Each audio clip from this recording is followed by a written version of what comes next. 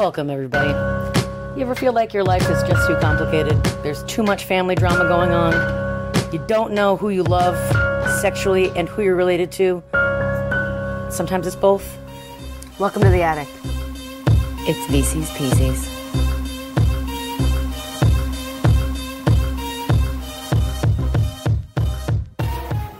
Good morning, good afternoon, or good evening, wherever you are.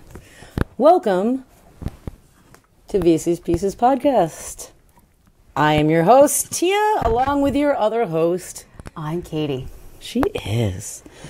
Today we're going to wrap up the Cutler family series with the last book, which is a prequel, Vibes. It's called Darkest Hour. It do be. It dooby dooby. It do be dark. It dooby dooby dooby. The darkest hour. Dubby dark. Debbie Darko. Wow, this step back. The step back is a lot. I am excited for you, listener, because if you're hearing this, then you've seen it on social media. Wow. Boo. Anyway. Yeah, it's Katie's turn to read the back flap. Yeah, I'm going to flap it back at you. Let's flap it back. We should flap it back at the kids, Katie. I will do be. Growing up on the thriving plantation called the Meadows, Lillian Booth cherishes the brightest, happiest dreams. Lillian's world is full of grand parties, and sunshine and promises, as thrilling as the fairy tales Mama spins for her and her little sister Eugenia. No one, not even her cold, stern papa and her Bible-spouting sister Emily, can crush her spirits until the day Emily reveals the shattering secret of Lillian's birth, a secret Mama sadly cannot deny. Still, Lillian refuses to believe Emily's hateful claim that she is evil, a curse, even when sweet, gentle Eugenia loses her fragile hold on life and her Mama retreats further into her fantasies. But when tragedy befalls her best friend, the one boy whose tender heart mirrors her own, Lillian comes to believe Emily's grim words. Meekly she endures her penance, finding a strange solace in the endless repetition of prayers in a room stripped of all comforts.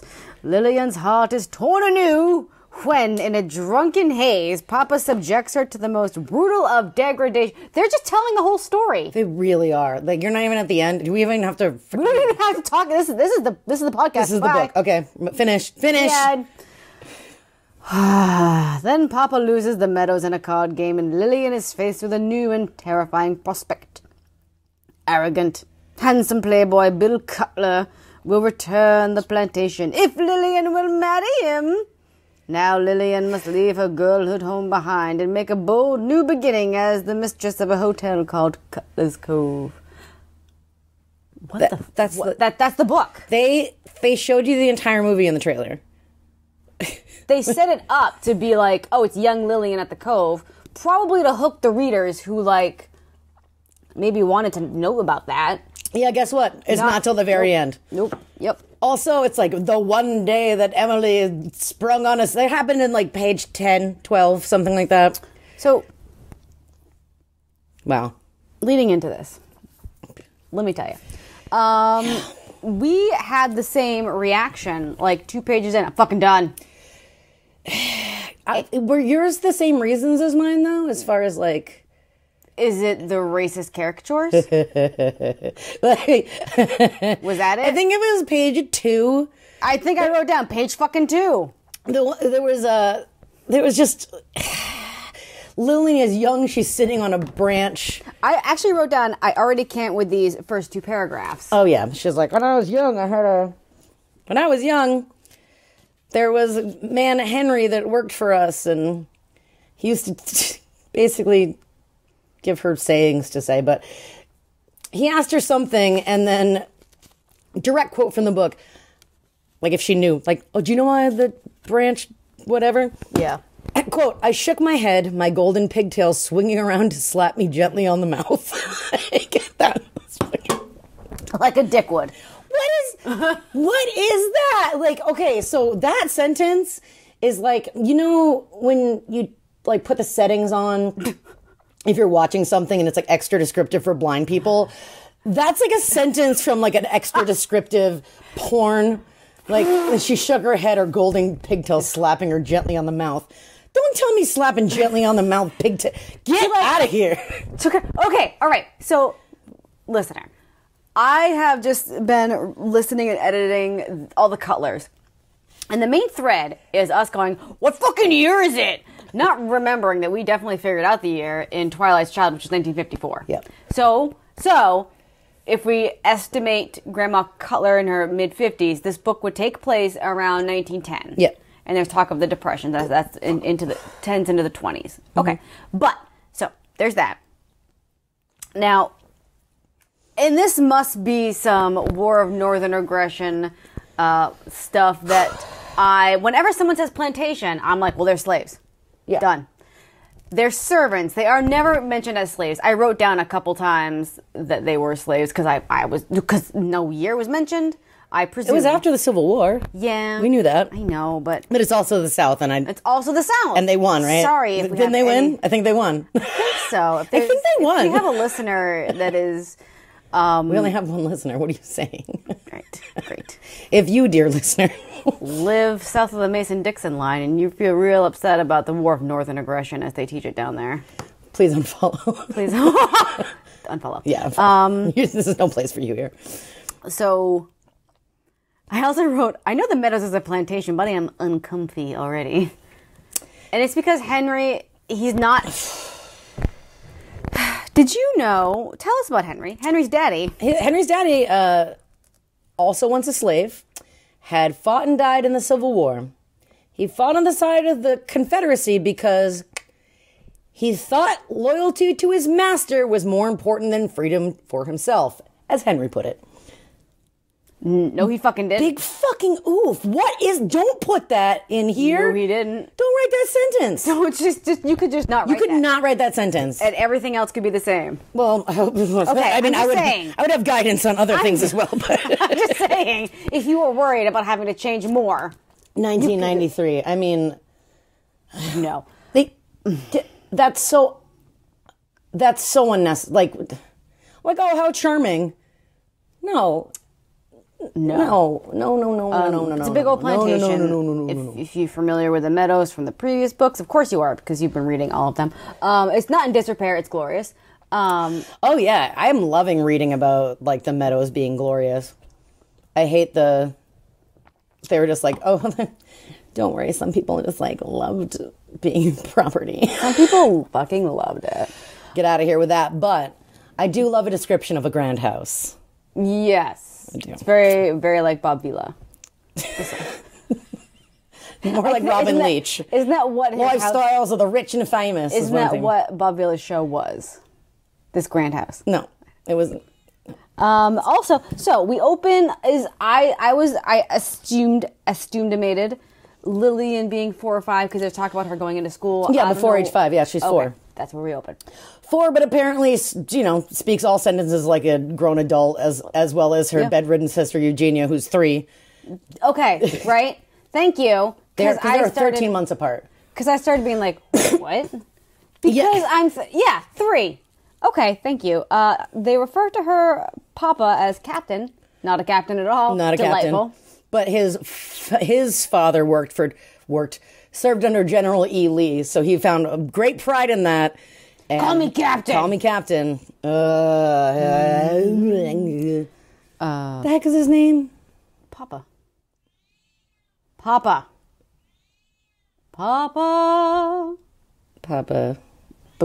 Booth. Jed? Jed. Got it. Yeah. We're going in and we're meeting the fam, and it is noted that no portraits look like Lillian or Eugenia. Yeah. Yeah. Because they aren't pissed all the time or some shit. Who's pissed? They're not pissed all the time. Oh. They talk about like very stern looks. Okay. But they're like cute. Mama, it noted, would go to pieces over dead worms. Did you know that? I didn't, but I loved that. It's like I got questions about Mama, where she lives on this spectrum of VC tropage. Is she hysterical? Donut. She's the fragile mother character who's Fragile like, mother. again. That's kind of like an all-encompassing, the fragile mother. You know you're dealing with a fragile mother because of the sentence, or because of the mother always saying, don't talk about things that are unpleasant. There we go. Constantly talking, like, mother didn't like anything unpleasant. Yep. Mother was like, please, can we talk about something more pleasant? There we go. Pleasantness is really important to a fragile mother character in a V.C. Andrews book. Emily Child is the same as old Emily, which I'm kind of into. Why not? Why not be into go with it, I guess. And Eugenia is a delicate doll. Yep. Noted. Eugenia has cystic fibrosis, Correct. which I did not Google. Was that a thing people knew about in the 1910s? Oh, shit. Great fucking question. We just went with it. We just laid back and took it, dear listener. Listen to me. That this is, and I know that we referred to some as before. This was a homework book, and I think you specifically made yourself sit down and bust through it. I had to, because I was like, we have to record this Sunday. Because I put it off. Yeah. Oh, yeah. Totes. Yeah. Oh, I put it off. I would pick it up and then I would literally pick it up and be like, put it down. Yep. Because based on the yeah. I just... Even though I said I was excited to learn about young Lillian when I started it, and it wasn't like late teen young woman Lillian. It was baby child Lillian. Yeah, 4-year-old that you like. You don't need. You can just talk about you can talk about what it was like when you were that age. We don't need the bulk of the book to be that age. No. So I would read like a page, and then put it down, and then I would like literally like, pick it up and be like, all right, I need to like, and I was like, oh, fuck, I don't want to. Let me go on Reddit for an hour. It's bad. So yes, so I was instantly incensed because of writing, and I want to. Please, someone hire me to edit these books or any books. Like, they need a continuity person. Because what's up, Error?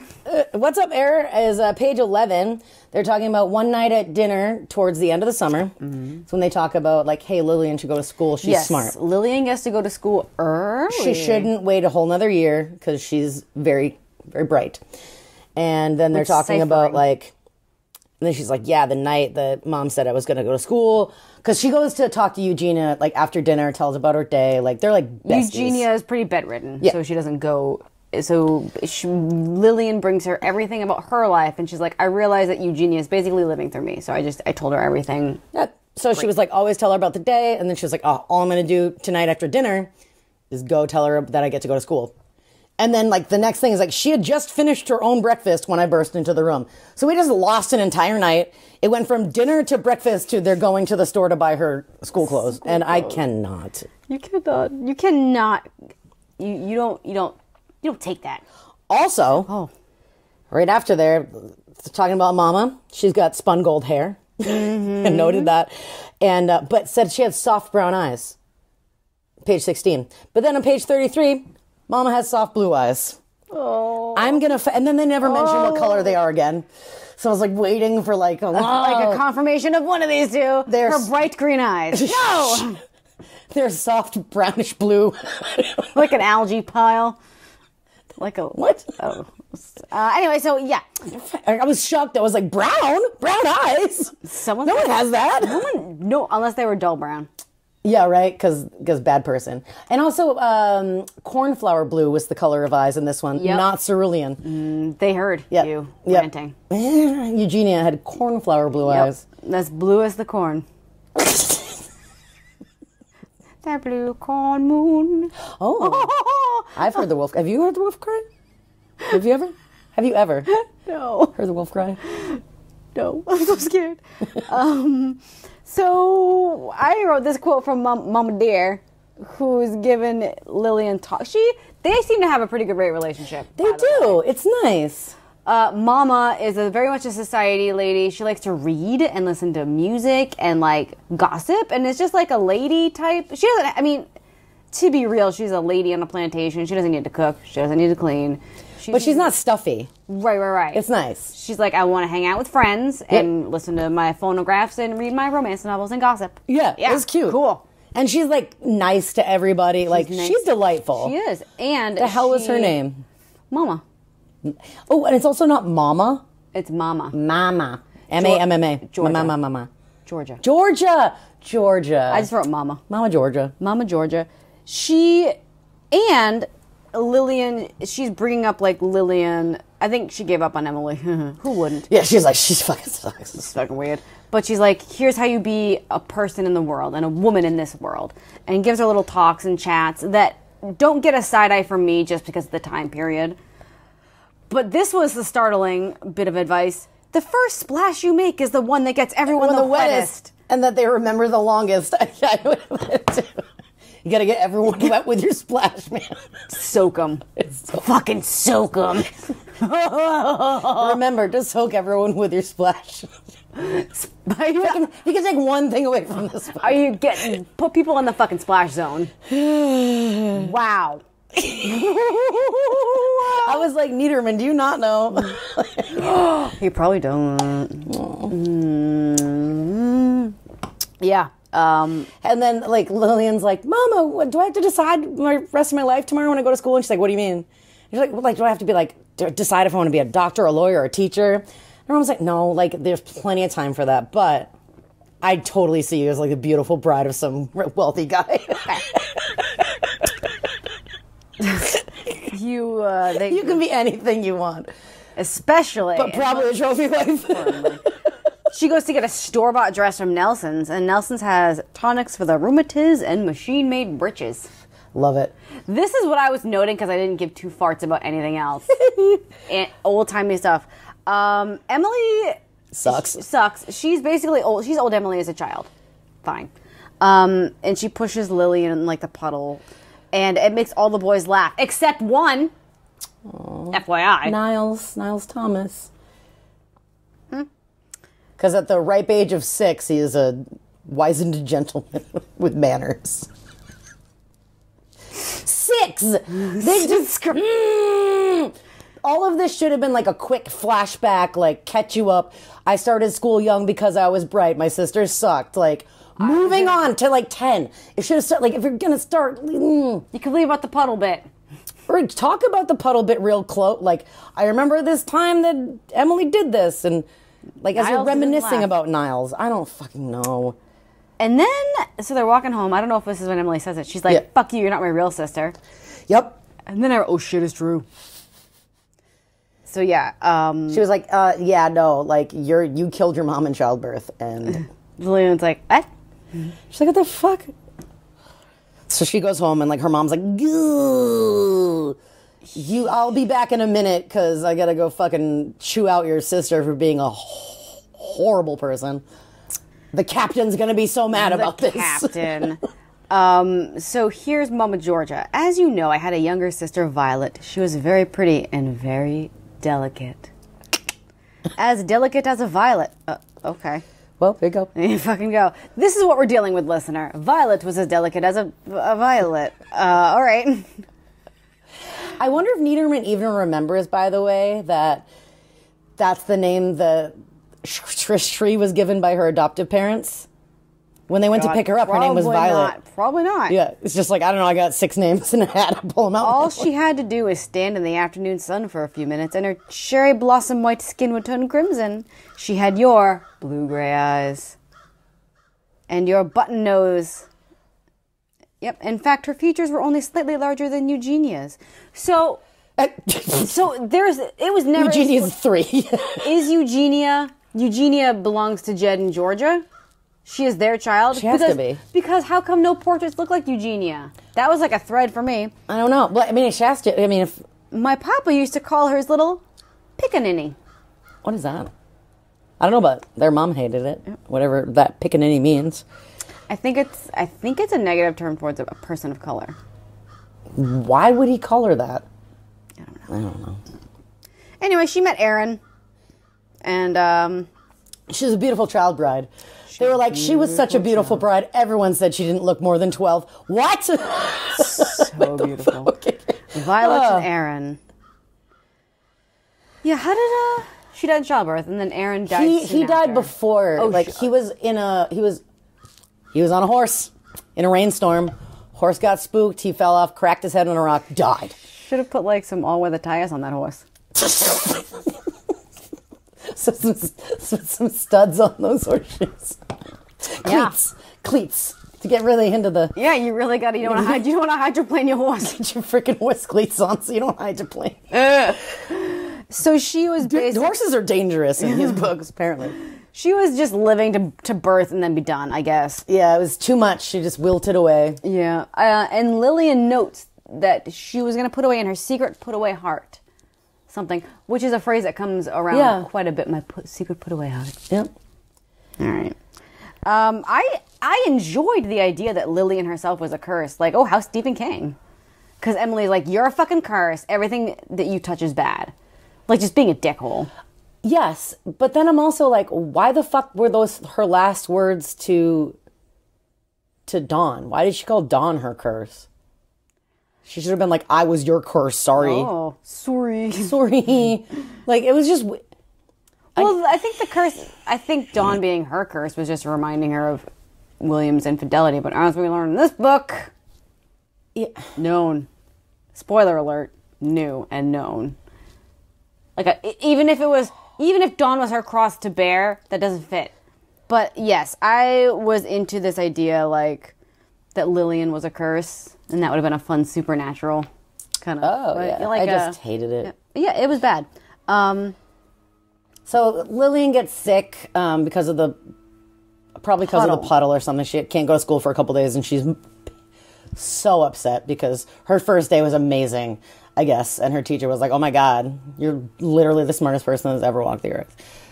And so she couldn't go back to school for a couple days. But the day that she does go back to school, her mom has Henry drive her in the wagon. The wagon. Just to be safe. And Emily's pissed and she just like speed walks like, Nyah! But then she gets in to go home and Henry's got this little fluffy, beautiful kitten. Named Cotton. And they name her Cotton because she looks like fluffy like a cotton ball on the end of the stalk. Long cotton. And I was like, really? He named her Cotton? Okay. Like, we're really just leaning it into, I love being here on a plantation. It's fucking great. Cotton, Captain Papa gambles. It's kind of like thrown out there that Captain Papa gambles. He's a religion man. He fucking loves it when Emily like preachifies at the table, but also is a gambling man. Yeah. And then Cotton the kitten goes missing.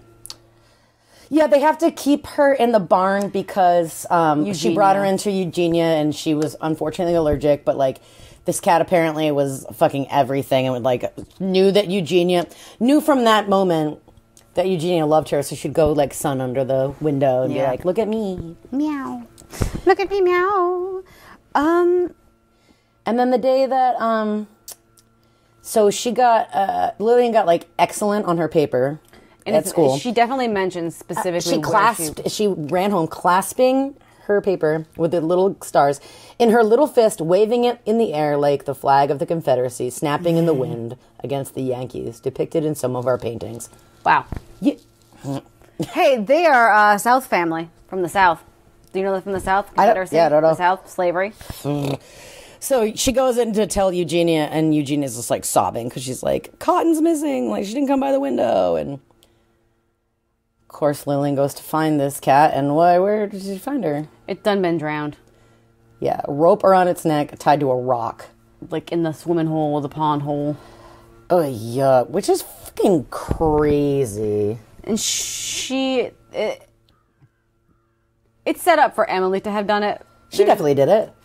Who else would have done it? I don't know, I mean... It was Emily, because she was pissed that, like, of everything. That Lillian got special treatment for riding in the carriage. Yeah. Whatever, I guess, fine. And then they were talking about the cat all the time. They were like, oh my God, this cat's such a good hunter. She's so beautiful. And, and they was like... Because she immediately was just like, you're the one who killed the cat because you're alive. It was noted at some point that Lillian and Eugenia are children of tragedy. Yes. So is it just because of her cystic fibrosis? Yeah, I think so. Okay, yeah. I was just like, I didn't know if there was some setup to lead to Eugenia's parentage being in question. I don't think so, because it was a lot of like back. Lillian and Eugenia don't look like anyone. Lillian and Eugenia, or is it just whatever? I think it's just because like she's just delicate and I don't fucking know. I don't know. But I'm pretty sure that was a thing. The way it is noted that Papa eats is fascinating to me. Staring straight ahead, teeth fucking grinding meat constantly. You can't see that. The face she made is the face I pretty much pictured. Unmoving, except for the gnashing and grinding of teeth. Staring straight ahead. Fascinating to me. Like, he is a machine made to be like a man, and this is the program to simulate eating. grind. Is like he's the trope too, the dad trope of like strong shoulders. Oh, he's big, powerful arms. Like all the dads are huge, stomp-a-clomping around. So like boots. He got big boots a clomping. He got big boots. He got big old boots. Lil Emily at the church has permission from the minister for corporal punishment. Yep, she cute. Can smack people around for not being religious enough, or even like not like looking to the side or like blinking too long, or like literally anything. Ugh. We're still in the Lillian being 4 to 5, 5 to 6 range at the barbecue. At the barbecue, yep. And then it skips ahead, yep. So it's barbecue time, and they have them like at least once a year, like right at the beginning of the summer to kick it off, and it's a gala affair. Everyone has a great time at the plantation. Papa was never so much more proud of his Southern heritage. Look, this is a word, all right? My heritage, that we as Northern Yankee folk give a side eye to. I like dry heave a little bit inside and a tiny bit outside every time. Your heritage, if I could say that. I wrote down separate slave barbecue, but again, I presume servant. Yeah, servants. Servant. I am sure it is divided upon color lines. No, it is. But they have a separate barbecue. Yeah. Which, again, a side eye. And like, oh, it's noted like they're having more fun than anyone. Like, stop trying to excuse what you're writing, Niederman. Stop it. They are not having more fun. And the barbecues are also really great because those are the only days that Eugenia really comes outside for the whole time. They just kind of like park her under a tree. And she gets to watch kids play, and it's really cute. And she gets to like see people that Lillian always talks to her about. But she's 3. Like these ages don't fucking add up. It doesn't match actual child development. No. Toddy, one of the servant girls. Toddy. There's also Luella as well as one of the house ladies. Toddy brushed Mama's hair for hours. Mama is insisting she's getting wider, and I was wondering if this was a VC vanity or just like a regular lady hit middle age. I think the answer is yes. Yes. Yes. D, all of the above. Daddy diddles Darlene. Digitally manipulates her at the barbecue. He digitally manipulates her. Because there's not supposed to be anyone in the house. Get out of the fucking house! So Lillian comes back in with Eugenia because she's like Eugenia's all tuckered out. So she like hangs out with her till she falls asleep to her nap. And then she's like walking by the office and she hears someone giggling. And she's like, Papa's going to be so mad that someone's in his office, so I should go in there. And then he was like, well, why would someone have their hand in someone else's skirt? Weird. Digital. He was digitaling. He was digitaling her. He was digitaling her. Let's get digital. Digital. He definitely is like, get the fuck out of my digital palace. Digital palace? My digital palace. And who skulks around the corner is Emily. And she's like, why are you in the house? There's no children in the house. You're a child, Emily. You're only 4 years older. So she's like 8 to 9 here.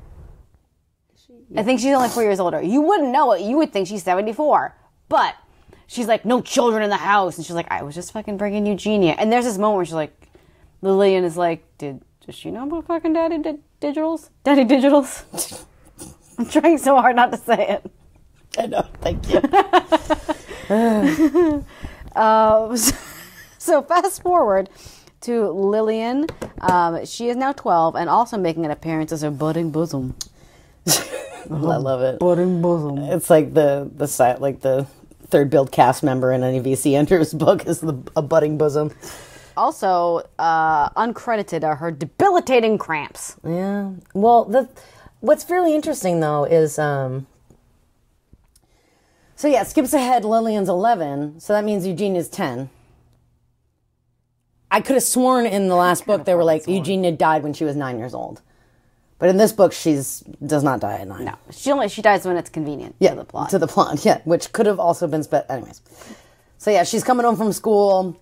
She like doubles over like ah, and then Emily's like, "Stop fucking being horrible." And then she's like, "Why am I bleeding from my crotch?" And Emily's like, "It's too early. You're a devil," and runs home. So many fucking Menzies streaming down her leg. All of it. Is Emily's uterus like dry as a holy bone? I'm not even sure she has one. Oh, okay, great. That would make more sense. I don't know. Everything's all buttoned, snapped up tight. Mama refuses to give any facts because Lillian's like, "Can you give me some more information?" And she's like, "Yeah, it's just shut up." She's like, "I just ignore it," and she's like, "But I think she goes to the library. Yep, she goes to the library to try to like find out about. I really like Lillian just being like, "All right, no one's gonna tell me. I'm gonna try to fucking figure it out." She's Grandma Cuntler. I know. Isn't that something? Wouldn't it be great to have learned? Spoiler alert: we don't learn when that shift comes. I got theories, and we'll talk about them. So she like, and Emily's like, "You're looking at a fucking dirty book," and she's like, "This is an educational book. Like it's literally science. It's like anatomy." Yes. It's like I'm trying to figure out what is happening to me and what I need to know so that I fucking know. But Mama does impart the wisdoms as to be careful to not lead men on. Yeah. And I also notated that Niles gives her the titty tingles. Mm-hmm. I love that. Yeah. Well, Papa comes to the bedroom to check on Lillian after her period begins. Did you glaze right on by that? Maybe. Let's keep talking. Yeah, and then he says to her, "You've grown quite a few years' worth overnight. Unbutton your blouse." Frowny face. Papa does an instant bad touch. No, that was a little bit different. Yaha! Yaha! Write the same fucking... Why would I write that then if I was not lying? If I was lying? Because it was a little bit later. First of all, like, after that, like, Lillian gets her period. Emily makes it about God punishing her. And that happened. And then, like, moving forward, so... I'm wondering, like, because Lillian's 13 now. Why the fuck is Emily still in school when Lillian's 13? She should be, like, 18 by now. I don't know. I feel like they're closing the gap. And then on the way home from school, I think Lillian stayed after to help the teacher. And Niles had stayed after for, like, a detention.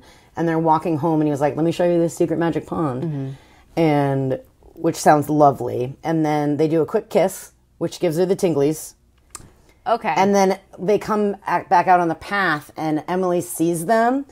And then she runs home and tells their dad that she was like, Lillian came out of the brush, like buttoning up her blouse, and Niles was following her like he was like a dog in heat. And that's when Dad comes in, and he's just like, show me your titties. Yep. Touches her cleavage and promises to tell her about men and women. Yep. Okay. There we go. Like, your mom clearly hasn't explained things to you. I'll tell you. Oh. Yeah. So this is fantastic. I wrote down how Emily explains, I screenshotted how Emily explains why you got to be careful with boys. She says, it shoots out of them, the seed. Even if it just lands on your panties, it could seep in and make you pregnant. I stared at her. What did she mean it shoots out of them? How could it? Was she right?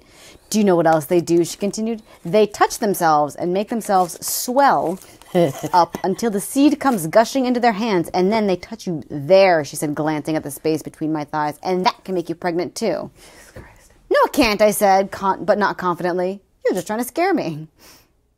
Yep. So that fascinated me. How did she find out? How does she know this? How does Eugenia know this? Not Eugenia. How does Emily know this? How does Emily know this, actually? I mean, did Jesus tell her? Do you think that maybe, like... No, because it's not like a girl's bathroom. There's probably just, like, an outhouse at the school. Mm-hmm. I was wondering if, like, she was in a stall and she heard other girls giggle. But, like, that's off-brand for Emily to know these details sure about seed. about seed. Like, is there seed in the Bible? I don't know. Yeah. They talk about spurting seed and touching your undies. Yes, seed, but no, there's no panties in the Bible. These are not biblical panties. I'm going to let you using that word go because it's fucking funny. So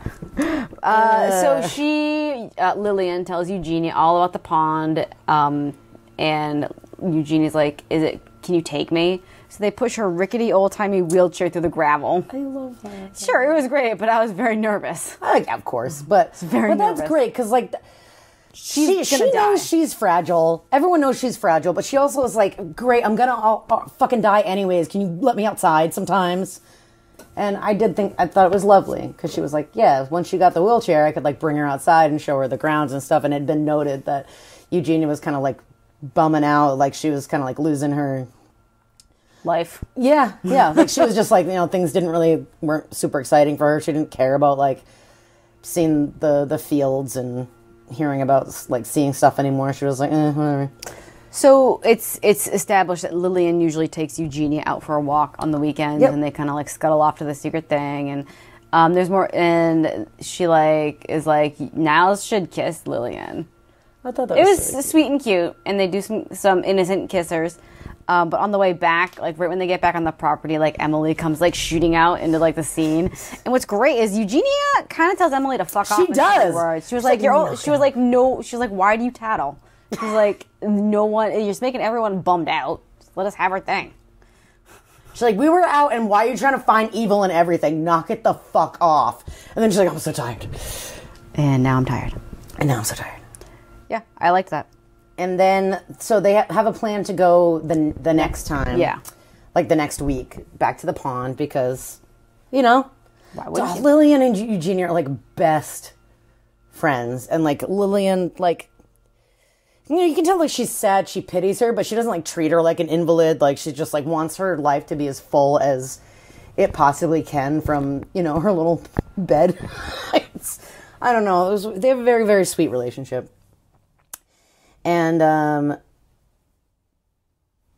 page 134, they call Emily Eugenia, by the way. Okay. Yeah, it's just another... You can't not note it down. I can't not realize things are wrong because my brain doesn't work like that. So the next time, like, Mom went off to some lunch. I think Dad was off at some business or something, so... Mama had guests over for lunch. Yeah, that's what it was. So... Lillian went to get Eugenia to go back to the pond. And Eugenia's like, my wheelchair's gone. And she's like, the fuck? So she goes out to find it. Shout out to Tony Tatterton. Oh my God. Yeah, psycho. And I think was it Emily that told her, like, you should look in the shed? Henry said he had to fix something. Yeah.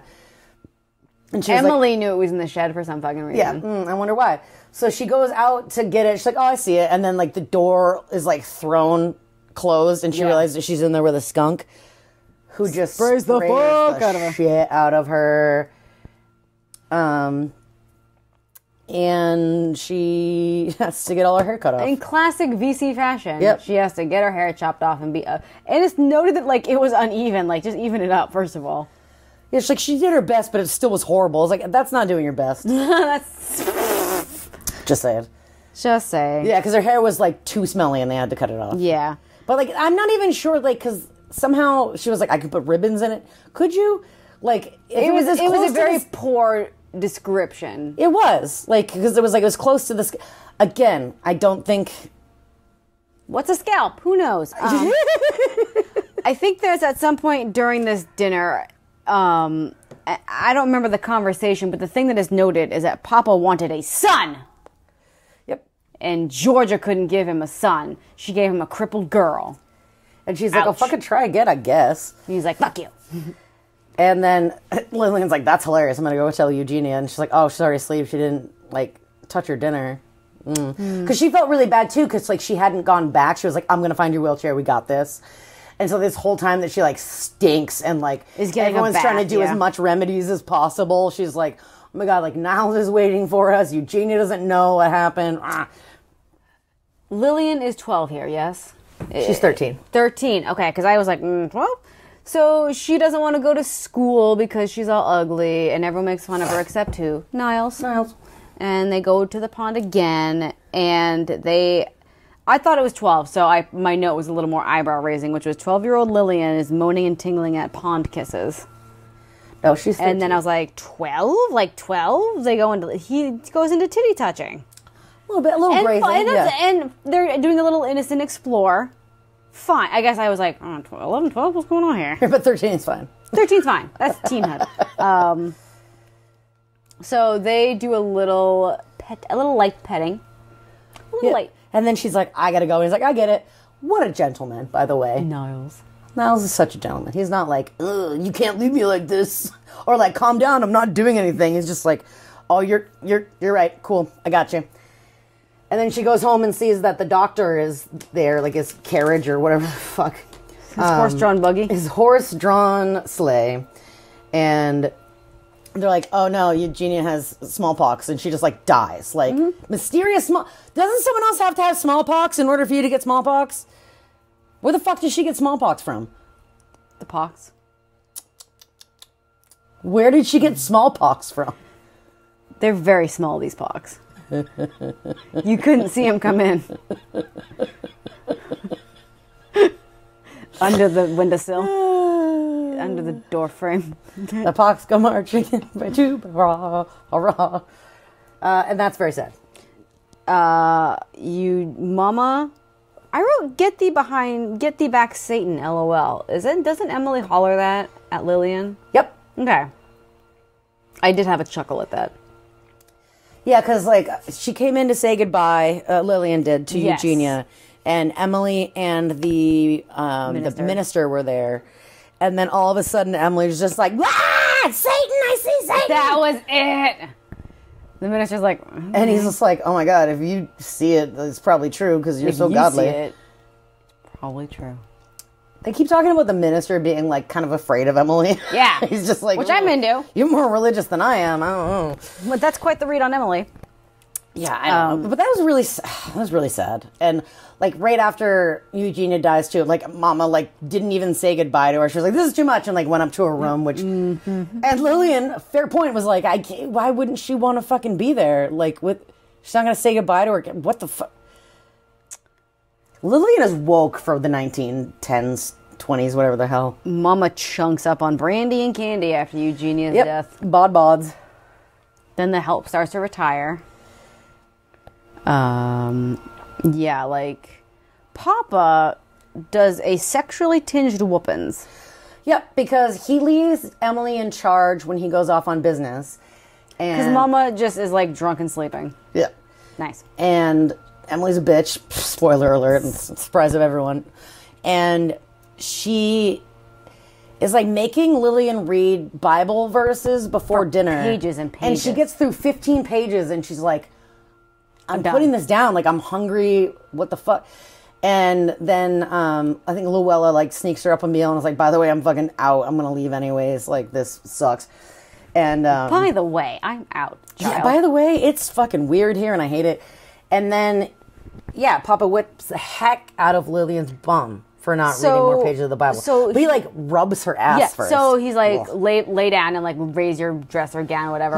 And he strokes her bare bottom first. And he's like, face the wall! Yeah. And then whips her. So like it's a sexually tinged whoopins. So they gotta hire new help. Luther at 1 year old comes in. Sorry, I just loved this. Oh, yeah. Just a sentence that didn't make sense. Maybe I said, but not without much hope. It's double negative. Yes. Like, maybe I said, without much hope. Maybe I said, with no hope, but not without much hope. I don't know. Anyways. Yeah, Luella leaves to retire with her sister, and Henry's let go for cost reasons, and that's very sad. Because they're, like, really good buds. Lily and Henry. And, oh, sad. Charles and Vera are new help. Charles is good with the machines. He can help on the farm and with the equipment. Vera knows how to stretch a dollar. Yep. With the food, and they bring their 1 year old son, Luther. He's a very serious little boy. He's a serious little boy. His beard is so serious. His beard. Yeah, so there he is. I love it. There's a point where it's when Henry leaves, is let go, and Lillian's like, I'm gonna go talk to Daddy, and she's like, you can't do this, and he's like, he said that they don't have a quarter of what they had last year at this time, which from a business perspective is quite a decline. Yeah, it's huge. It's a tobacco plantation. It's a tobacco plantation, and there's like, big tobacco's coming up. That's what it is. If you know anything, that's the. Have you ever seen Mad Men? Lucky Strikes ruined the local farmer. Yep. So Henry rides off to the sunset. He walks off to the sunset. He doesn't even get a ride. He walks off into the sunset. Well, yeah, because he's the one always driving the carriage. So what's he gonna do? Time. It's noted that Niles starts shaving his thick beard at 13. I missed that. Yeah, how could you not think about his thick beard? He had to shave. Okay. He helped on the farm and was so manly. She envisions their marriage. They envision their marriage. They talk about like we're gonna be, which is cool and like actually appropriate for that time. Yeah, it was. They would have been like, well, this is you're my neighbor. And we're the same age. We fancy each other. You're cool. We'll have our own farmtation. Yeah, you get a farmtation. I get a farmtation. I'll live right down the street. Mama promises everything tomorrow, and a shout out to Charlotte. Yeah, right? I thought that too. She was like, it was always tomorrow, and I was like, oh my God, yeah, Charlotte. The Thompson Twins, not the band, the twins. I know. I thought that cracked me up. Every time. Every time. They're now sisters. I was like, hold my heart. Oh, hold me. Is that it? Yeah. Stay with me. And the plantation. So they're having a sweet 16, and it's going to be a fucking party as all shit. And it's going to be great. And Lillian's so excited to go. Yeah. Because she's like, this is going to be like my date. Like, and we're going to dance, and maybe we'll like sneak off and smooch. And it's going to be so good. And then I think the whole family's supposed to be invited, because you would invite the family, but Mama is like mentally ill and won't go. And Papa's like, well, I'm busy, so if Emily goes, you can go. And Lillian's like, Emily's not gonna go. She's not gonna fucking go. She's not gonna go. And he's like, well, then I guess you can't go, you loose fucking hussy. He's like, because your mom didn't do anything. And she's like, well, then why don't you care about Mom? And he's like, you are literally grounded forever. Mm-hmm. She can't go because she did a sass at Jed. She did a sass. Yep. And it was like such a light sass. It was a soupçon. It was like when you pinch salt and like sprinkle it, it was like that much. Not even salt bay salt, but like a literal pinch. I'm just putting this on top of a piece of Hershey's dark chocolate. Oh, okay. So kind of went on a side journey there. Yeah, I was thinking about salt and chocolate. So she's like, she decides to pretend that she's at the party. And she's like bumming out, and then she's like, you know what? I'm going to dress in this dress. Yeah, she couldn't bear to look at her beautiful dress and shoes just sitting there not getting worn. Okay, I'll buy that. I love that because she was trying to make the best out of the situation. She's like, if I can't be there, I'm going to pretend that I'm there dancing with Niles. Dances by herself with her emerald jewelry. Mama, let her borrow some. Mama. And then what? Little knock at the window. And she's like, oh my God, Niles, you climbed up to see me? And he's like, yeah, I fucking don't care about anyone there except for you. Everyone's paying attention to my sister, so I snuck off. You can set it up, because the next note I have just says bulge. Yeah, they were making out, and then doing some dancey dance. And they ended up on the bed. Well, because, oh, right. They were dancing and they knocked her lamp off the bed. And Emily's just like, da fuck! And she came in and Niles like fucking belly down onto the bed. And Emily's like, what's wrong with you? Why are you dressed like that? And she's like, well, just like, I can't go, so I was just pretending. She's like, you look stupid. Take your clothes off. She's like, take it off. She's like, fine, I will. She's like, no, I need to see you take it off. Take it off now. Yeah. I'm in my bra and panties. And then she's like, okay, because she like cut herself picking up the glass, whatever. And so then Emily finally leaves after she makes Lillian read Bible verses again. Like, so she's in her underwear. And they're like, I was like, oh, that was close. And then all of a sudden they're like, oh. What up, you're, you're budding. You're budding. I think her bazooms have done budded. Yeah, I guess. I don't know. Bulge. So I just wrote bulge, and then she said, I'm glad you came now. And I was like, did he? Because I am funny. I think they do like a little dry hump, probably. They get a little heavy petty. Heavy petty. But then they're like, yeah, we can't. And he was just like, totally respect you, okay. I'll see you tomorrow. Does he? No. Why? Why? Why? Why? Why? Why? Why couldn't Mel see her tomorrow? This is the fucking most banana ass shit. He shinnies down like the drain pipe, but is so rusty he fucking falls to his death. Yep. She like yells goodbye to him out the window, and he's like, and then like doesn't hear like the crash fall, like a whole entire rusty drain pipe going off the side of the building. That's what it was. Because if it was high enough for him to fall off and die, that is a lot of rusty metal peeling away from the side of a house. I think it was the connector. The whole thing's gonna fall off though, right? Like, so yeah, like, and that was the end of the fucking chapter too. It's like, I said goodnight. The next person to see him would be so-and-so after they found him crumpled body death. Yep. And then, then poor Lillian loses her fucking mind. She mamas it a little bit. Yep. She mamas it. It's really sad because she goes to like see the body. She's like, no, I can't. She recognizes his shoes and it's like, the fuck, because he's covered in a blanket. Yep. And then like it shows his face and she's like, oh, like Niall's face wasn't like blue and swollen and ugly. Like, no, he's supposed to be handsome. She's like, it's not. And Vera's so sweet and she's like, yep, no, we don't know who it is yet. Why don't you go the fuck to bed? Why don't you get the fuck out of here? Go to bed. And Emily immediately is just like, that's who was in your room. And Papa comes in with a guest, yeah? Not yet. I wrote Papa forbids Lillian to leave and pounds the truth into her. He, like, threatens her with physical violence and is like, he's dead, isn't he? And she's like, no, he's not. She's like, he's fucking dead! And, like, beats her. Oh, yeah. Till she admits he's dead. And he brings in a wizened old midwife. It's like 90,000 years old. Approximately. So, he brings in this midwife because he needs her to check and see if Lillian's still a virgin. Yep. So he was like, that's the reason you cursed and you did fuckings with that boy and that's why. And she's like, I literally did not. He's just like, you did. So he makes his old lady come feel up her vages and I guess she passes out, which is sad.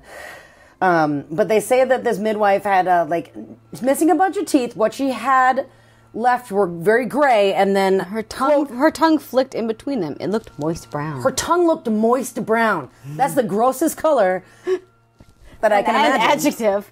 What? It's like sky blue or moist brown. Those are the two eye colors in a BC trope. Moist brown eyes. Moist. Well, she should stop eating shit. Not moist and brown. Moist brown. Like, that's the color. The color is moist brown. And I'm still having a hard time with it. Moist brown. Moist brown. Ladies and gentlemen, welcome to the stage, Moist Brown. So she do confirm her virginities. Thank the Jesus. Oh my God. The next plot point is Papa drunkenly breaking his leg down the stairs. Oh, I don't got that yet. What do you got next? They remove, they're like, Lillian, you can't go to school anymore. That's right. You have to stay in your room. Like, you need to learn to be godly. Emily's gonna give you all these prayers to do. Yeah. So they take all of her nice clothes.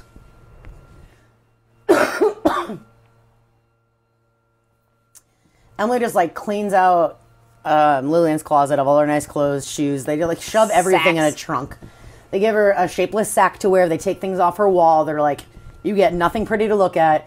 You live in this cell. Do your shit. And Lillian's like, fair enough, because she's so racked with guilt. She feels so bad. And she's like, yeah, clearly this is my fault.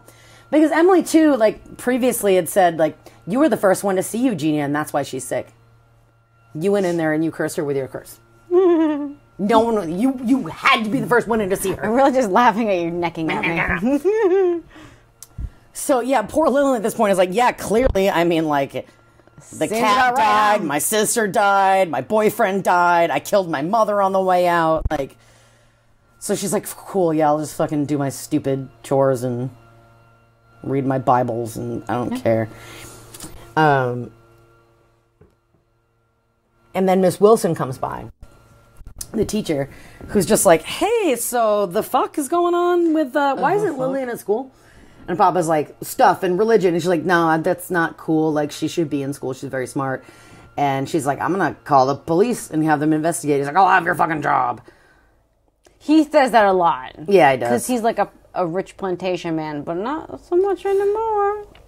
And then they find out Papa has some debts. Like, he goes to court because someone's, like, trying to sue him. And then what happens is he's got to sell off, like, a piece of the land and also some farm equipment. Then he starts drinking super heavy. Yes. He gets super drunk, falls downstairs, and breaks his leg. So now Lillian has to do the books, and Papa says, you're better at ciphering than Emily. Is that math? Yes. Ciphering? Yeah. She's like hieroglyphs. Oh. She's like, she's really good at, like, sucking gas out of one tractor with that, like, little, that's siphoning. Oh, okay. A tube. A tube. Which is, I think, a nod to Elder Lillian. Yes. You're better at the books. But she has to care for him like a wife would. And he is like, he moves into another bedroom away from drunken, sad Georgia. Because he needs his own room. To recuperate, etc. And he's like, you need to do the books. You need to sponge bath me. It is a turn from it's a reverse of previous uncomfortable sponge baths. Yeah. Because he's like, you have to do this. And she kind of like is like, here's a quick job. And he's like, fucking look at it! Yeah. Look at my fucking penis! Yeah, oh, you missed a spot. A man has to be clean everywhere. He doesn't do a Monans. Yep, nope. Big fucking nope on that one. So it is the reverse of uncomfortable. I was like, oh, this is where, like, the protagonist is still uncomfortable with the sexuality involved from adult man to child. But the bath involved. Gender roles are reversed. And the position in the bathing is reversed. So she has to bathe him. Fucking take a good fucking look at it. Yep. Take a good look at it. So you don't need to be surprised about stuff. And he keeps just being like, I know you saw dicks. And she's like, I never fucking saw dicks. This is the first fucking dick I saw. Why are you gross? Do you have anything before my next note? Because I wrote uncomfortable sponge bath, Papa moaning, big nope. And then I wrote, gotta keep warm. Yeah, bed warmer for my next note. Like, he tells her, like, oh, you gotta make up this shalong in the room and stay. In case I need you. In case I need anything at night. And so he drinks a lot. And then he wakes up and he's like, it's fucking cold, get over here. And she's like, what? And he's like, oh, it's fine. My grandfather used to have, like, young slave girls get into bed. He called them bed warmers. And she was like, I really fucking don't want to do that. And then he rapes the shit out of her. It's really gross. When he's done, he goes, warm now. Oh, yeah, that was upsetting. Yeah, it specifically was like, he, like, fucking pushed my face into the pillow and just fucking pumped in. Like, pressed against, etc. So that happens. So my notes are, gotta keep warm. And then it says, oh, bed warmer times 2, because he just fucking does it again. 2 days later. 2 days later. Yep. Well, it's really sad, too, because, Lillian, like, runs to this, like, room that's got, like, storage in it, basically, to, like, find a picture of her mother to just be, like... Thinking, remembering, feeling... sad, just being like, I can't fucking say this to anybody. She was just raped. And Emily comes in, and she's like, you didn't plan for your time, why are you bleeding? And, like... She just wants to tell her so bad, but she's like, I know that she's going to make it my fault. Like, oh my God, my heart. Emily's like, why didn't you empty my chamber pot? That's your chore. And a pissy pot. Yep. Yep. She also notes, Lillian notes, Mama's erratic. She goes to see Mama every day. Mm-hmm. just to be with her. And she says, Mama's erratic behavior was soothing to me, which I found interesting. Yeah. She's like, I feel fucking crazy. Mama's fucking crazy. Yeah. There we go. Yeah, like, this is fine. At least I know this crazy isn't just me. Like, Lillian does a barf, and we know. P.S. though, what kind of perfume does Georgia wear? Lavender. But it's not jasmine. Fuck, jasmine. It's not jasmine, it's lavender. Cut that. That was nice for you. Cut that. Lillian does a barf and goes under lock and key. Yep, she does a barf and she's like, great. She actually, blows her mind. She blows her mind, is that a phrase? She starts screaming. She have like a moment, she just fucking starts screaming. Yeah, well, she goes down and she like goes to the, she goes down to the library to find Looks like up nipples. the biology book, and then like it. her dad comes in and he's just like, the fuck, and she's like, this is what the fuck. Oh yeah, there's this after the second time is when she just screams. She just is like yeah, because Emily comes in to just be like, man, what the fuck, and she just screams and screams and screams, and then afterwards she's like, I love visiting Mama because she's fucking crazy too. Yeah, that's what. Okay, that's what that is. So they do cook up a plan. Yeah, because the dad's like, no, you fucked that Thompson boy before he died. And she's like, no, you had the old decrepit lady stick her old decrepit lady digits inside of my lady pocket. And she said no. And he's like, no, she said she wasn't sure. And she's like, you fucking... And... My pocket. I don't know. I just didn't know what to say. You don't want to say child's vagina?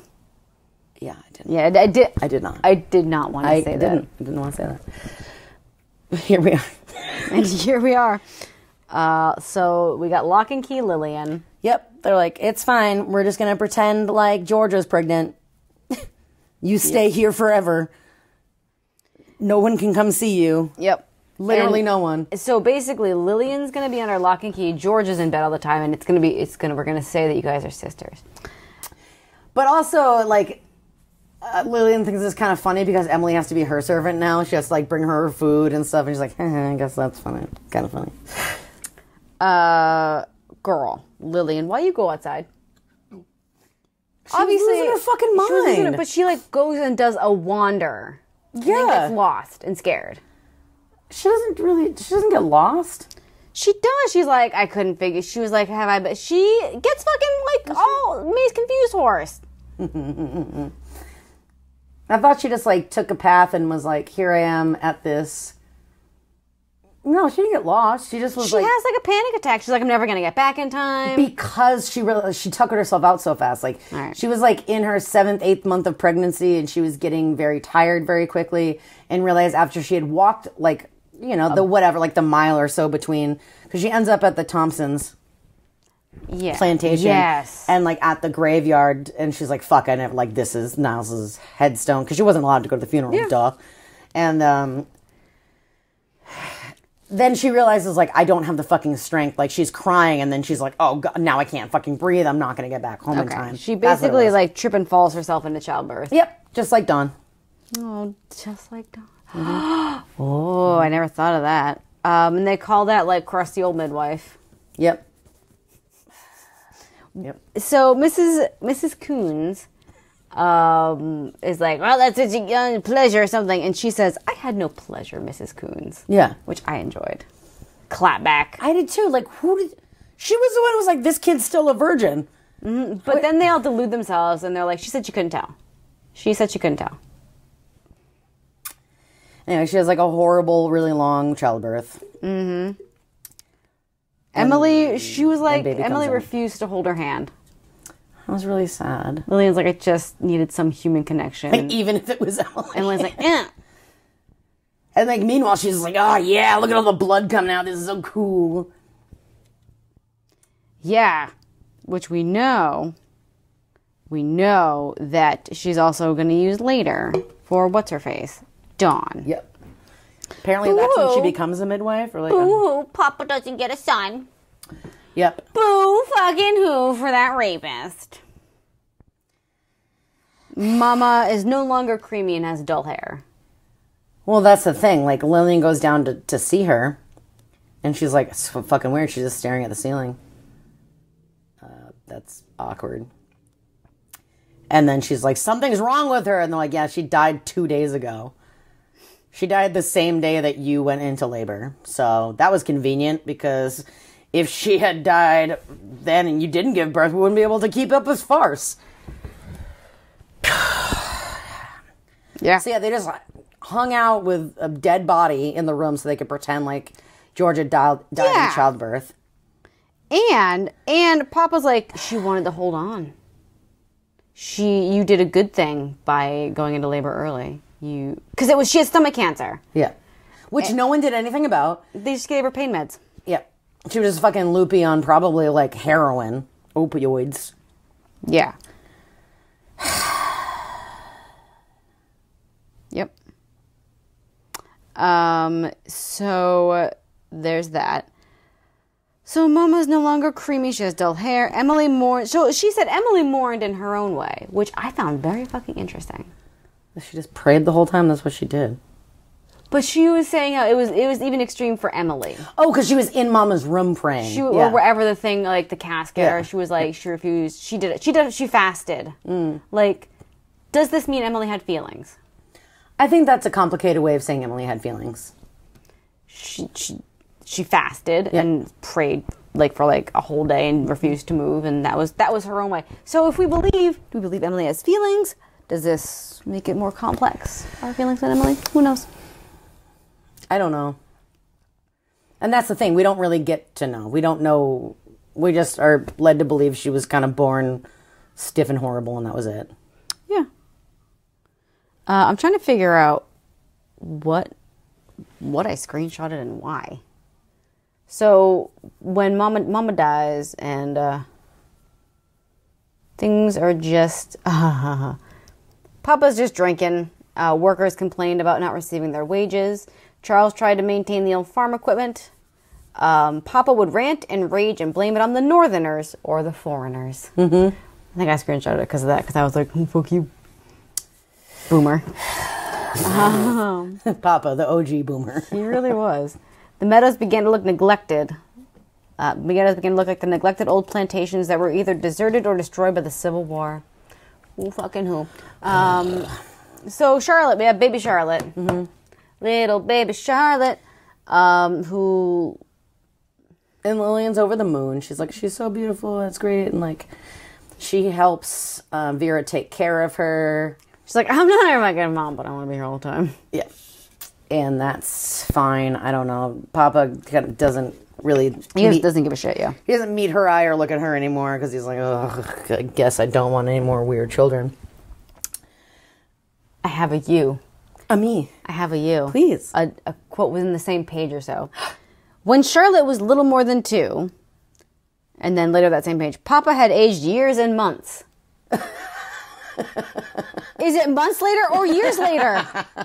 Yes. I don't know. Time does not matter. Is it years later or months later? Charlotte's first word is Lil. Which is really cute. Enter the Cutler name. Yeah, so Papa's still drinking all the fucking time, and then he comes home in the middle of the night. Lillian and Emily are woken by the sound of a gunshot. Oh, yeah. And they're like, "Fuck!" And they go down, and Papa's in his office, and he had a pistol pointed at his head, shot it, but like at the last second pointed it like to the ceiling or whatever. Fucking puss. And that's when he tells them he lost the meadows gambling. Yep. That's the only thing he's cared about. The meadows and his family heritage and history and... Yeah, like not being cool and making sure he can keep up with it. Just making sure he had it. Which he didn't really make sure he had it because he didn't keep up with it. What? Stupid asshole. Literally gambled like everything. So he lost it to a man named Bill Cutler. Bill Cutler. Hey, we know that guy. Although, we didn't know he went by Bill until this book. Till this moment. Because the last time he was referred to was just as William Cutler. Yeah. More, no. Which makes sense, because it was like a will. that he was reading about William. He goes there, and he finds Lillian, who I think might be 17. Yeah, something like that. Yeah. She's, at least Charlotte, like she is, because she's her fucking mom. So Bill, his eyes traveling up and down my body every time he spoke. I felt like one of the slave girls must have felt on the auction block. Nope. No, you didn't. And if you think you did, you're wrong. You're wrong. That's not the same. He basically, not like, the same. creepy creeps at her, because he's like, you're fucking hot. And then she's like, Burr, you disgust me. And he's like, so you disgust me? I'm a trust fund baby. You can trust me. That's what happens. Yep. He's always like peeping and creeping or popping in, and he's like, I'm gonna come to dinner. And then he's like, whoops, I'm in your room while you're dressing. Isn't that crazy? This is crazy. We're both here at the same time. Fucking crazy. Look at your titties. So eventually, this is all fucking boring. Eventually, he's like, what's his name? Papa Captain. Jed, yeah. Jed's like, it's my job as a man of your father nature, even though I'm not your father. I'm supposed to find you a husband. And she was like, I don't, there's no one I want to marry right now. And he's like, yeah, because you stay home all the time. Well, lucky for you. Yeah. A man has come into our home where you stay all the time, you fucking weirdo. This is very much an abridged version of exactly what the fuck he said. You never go out. You don't go meet anyone. But a man has come. And you're going to be married. And she's like, fucking what? And he's like, yeah, that's what we do. We marry you off. He's like, it's Bill Cutler. And she's like, oh, what? Oh. Yeah. You traded me back for the Meadows, huh? He's like, I don't know. See, what's like, here nor there. Shitty Monopoly man. Yep. And just like being traded for a circus. Yeah. Oh. Mm-hmm. I then wrote Charlotte frowny face. Why? Because she's like, I would never be. She's like, I can't take Charlotte with me, and that's my child. Yeah. Oh, I thought you meant Charlotte frowny face, but like no Charlotte frowny face. No. Yeah, and that's really sad. For like a hot second, Papa considered it. She's like, I want to take her, and he was just like, what? No. Mm-hmm. People know she's yours. Vera comes in with the wisdoms because Vera helps her get ready, and she was like, didn't you just imagine all this love? And she's like, fuck no. He was like, well, this is what we're doing. I wanted to get off my fucking family farm, and there was Charles, so I was like, all right. And he didn't suck. And he didn't suck, so I was like, let's give it a shot. Yeah, she's like, maybe you can unsuck Bill. Maybe he'll be cooler under you. Like, she's like, you're pretty dope. Vera's like, Lillian, you rule, and you'll probably be able to, like, bend this dude because he's wicked obsessed with you. I know he's a dick, but, like, I'm pretty sure he probably won't, like, argue much either. Just do whatever the fuck you want. You'll get this. Someone comes into her room, and they're like, ready? And she's like, no, but I guess I'll go. Yeah. Hell yes. Bill Cutler's definitely, like, a Chad. He later on, blah, blah, blah, married, blah, blah, blah, they leave the Meadows, blah, blah, blah, blah, blah. They do a B&B, and he says... Yeah, he's like, I can't wait to get in your pants. Quote, I'm going to claim my conjugal rights. And Lily freaks out for a half second, and she's like, you know what? No. Stick it in. She's like, yeah, what? And he's just like, oh my God, your face doesn't look like a virgin. She's like, who said I was a virgin? He's like, your dad said. And she's like, my dad doesn't fucking know. What about it? You want to take me back? And he was like, blah, blah, blah, blah, blah. Yeah. And she's like, this is boring. I'm going to sleep. This is great. Fucking yes. And then she's like, you know what? If sex isn't unexpected, that's what I wrote down. Yeah. How different sex was when it was expected, which made, rough, but also, okay, girl, like, good. I'm glad she didn't immediately feel shame for feeling pleasure. Okay. So. Down in front. So. They take a motor trip to Cutler's Cove. What year is it? Does he have like a 36 Edsel? Well, they said that Papa had like a Model T4. They like casually mentioned he's got like a car. It was one of the only people with a car. All right. So casual, it didn't even... 2030s, I don't know. Okay. Yep. So they roll up on the Cutler's Cove, and Bill says arrogantly, a little bit better than a Meadows, wouldn't you say? And Lillian says, not in its heyday. Then it was the jewel of the South. And Bill says, some jewel. At least we didn't use slave labor to build the place. Okay. Thank you. I was just like, oh, good. There's like one sentence in here to acknowledge slavery. Acknowledge that the rest of what everyone is saying is not okay. So Lillian's essentially married to the hotel, not Bill. Yeah. And she's like, you know what? Like, she's charmed by it almost instantly. She looked like she had never seen the ocean. She was taken aback. She loved a bunch of stuff immediately about the hotel, like the old furniture and stuff. She liked the idea that Bill's parents like started it as like a farm, but they couldn't farm on the beach, whatever. So they just like went with it. And she's like, okay, cool. Like, I like some fucking backstory. Yeah, she liked it. And like, she like dug herself in. She immediately was just like, these people recognize when I say hi to them at breakfast. She was I'm going to sit with them. Like, it was easy enough to greet people. They seemed to enjoy it. So I just did it all the time. Yeah. And like, and then all of a sudden people are like, oh, the old lady. And she's like, hey, oh, that means that I'm the boss. She goes back to visit the Meadows intermittently. Yeah, like once a year, twice a year. I cannot believe that she left Charlotte there after Papa died. Yep. I was upset by that. Me too. It really was. I think her point was it would have been upsetting for her, Charlotte's life at that time, but like have some foresight, friend. I mean, that was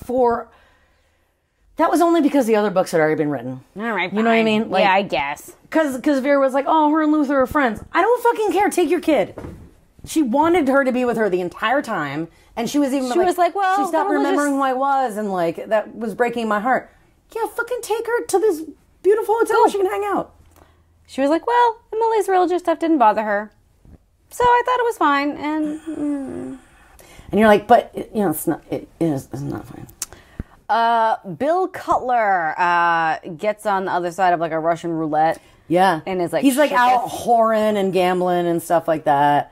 And he shooketh afterward, and he was like, "If we both want a baby, it will happen. So you have to say you want it."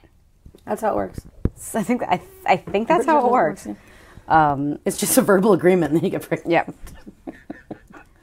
Yeah. Instantly, but he feels bad. He's like, I'm going to stop being so shitty. Like, I realize that like you married me, and that's not what you wanted, but you were doing a fucking dope ass job at everything. Spoiler alert: he eventually goes back to being shitty. He does, but I really love that acknowledgement, though. Okay. Like, he doesn't really fight her on shit. Like, she was like, we need an addition. He's just like, we can't afford it. She's like, we're gonna have a mortgage. And he was like, no. And she was like, but yes.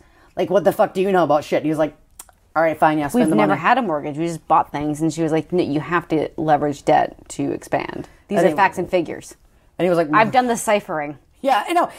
But I love that because he was like, all right, you're better at it than me. And just like, go. Let her do it, which is not common for the time at all. Yeah, I really did like the fact that she was just like, you know what? Fine. I'm fucking making lemonade right now. Instant mama's boy, Randolph. Yeah. There's a sentence that I wrote down because it confused me. And I have to give it to you out of context because I don't know what page it was on. Okay. I began motorboarding the guests. I don't know. Motorboating? Motorboating? Motorboating? Is that what she... Motorboarding? Motorboarding?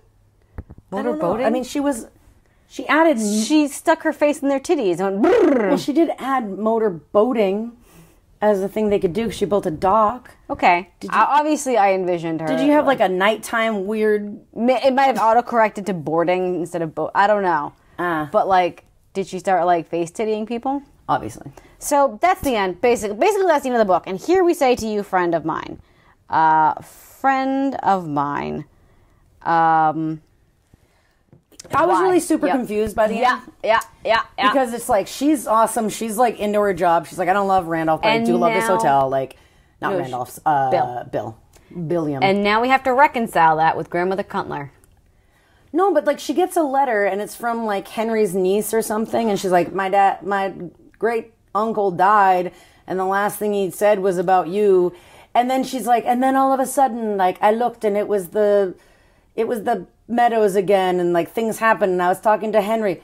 That made it seem like it jumped from like her being like a mom in her 30s to like, her on her deathbed because she was like, I saw all these things and then I saw these people and then I was like Star I'm Wars, home. kind of like It seemed like a when you see all the Jedi. yes. Like it was just so weird. She's really like, was I got weird. tired. I just sat there. I got tired of processing this book and just like glaze. It was weird. She's like, because when I looked up and I looked outside, I didn't see the beach. I saw like the porch of the meadows, and then I was talking to people and things were falling down around me, and then I saw Henry with his little bindle, and I was like, what's up? And he was just like, y'all good, Mrs. Lillian? And she's like, and then I was. The end. No, not fucking the end. What? How? What? Oh. I still don't know. Okay. This Lillian, Yeah. in this book that we left on, would have been so fucking mortified for Laura Sue to have gotten raped and bechilded by somebody else. Childed. Here's my theory. You ready for my theory? My theorem. Oops, that's not my note. There's no way that she names this like bastard child after her precious younger sister and gives it away and then acts like a fucking asshole to it when it comes back. No. I said that she loves the hotel so much it made her a cunt.